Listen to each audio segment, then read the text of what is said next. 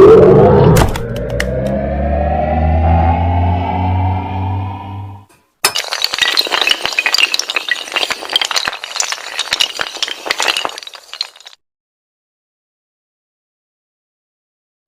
علی رضی اللہ تعالی عنہ نے فرمایا، جس انسان کو غصہ زیادہ آتا ہے وہ انسان پیار بھی اتنا ہی زیادہ کرتا ہے اور اتنا ہی صاف دل رکھتا ہے۔